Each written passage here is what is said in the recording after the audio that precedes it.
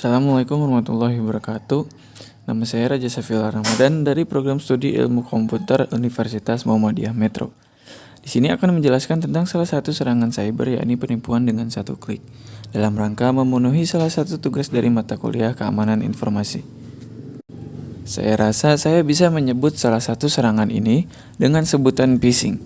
Karena dari kasus yang terjadi sendiri kebanyakan terkait informasi pribadi yang diambil dan disalahgunakan.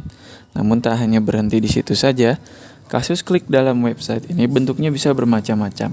Mulai dari mengizinkan arus keluar masuk, menjalankan skrip tertentu, dan kemungkinan lain yang bisa berdampak buruk.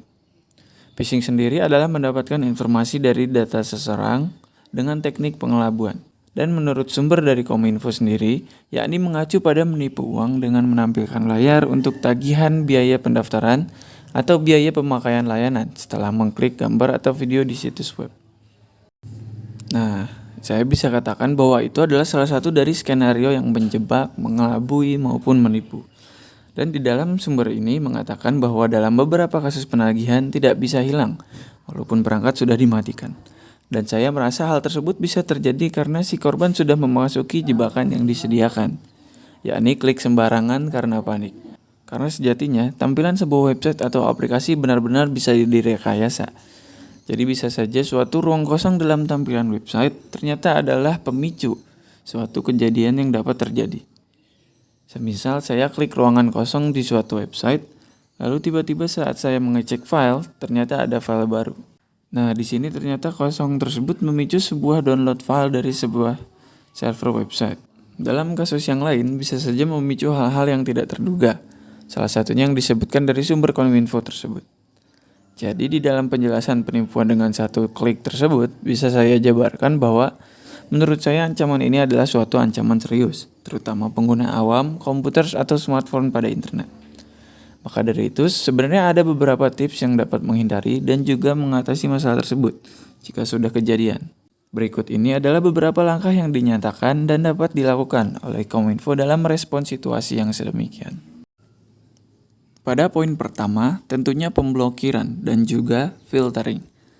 Pada sekarang ini di tahun 2021, aplikasi maupun software yang kita pakai seperti Google Chrome, Opera, Firefox, dan sebagainya menyediakan banyak sekali add-ons yang bisa ditambahkan sebagai perlindungan ekstra.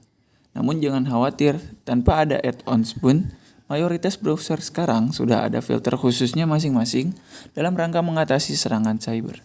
Salah satunya penipuan dengan satu klik. Contoh kecil menurut saya yakni, browser sekarang kebanyakan sudah memberi peringatan jikalau kita mengakses sebuah website yang protokolnya masih menggunakan HTTP. Karena sekarang sudah ada HTTPS yang lebih aman. Pada poin kedua yakni dinyatakan bahwa agar kita menyadari tindakan yang kita lakukan. Jika ada sesuatu yang asing, jangan panik dan tetaplah jeli dan mawas diri.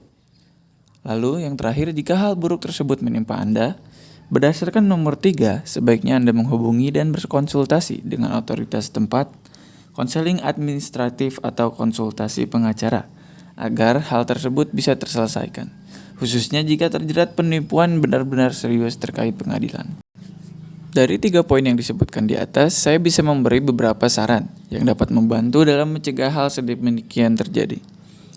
Yang pertama, ketahuilah tujuan Anda dalam menggunakan internet.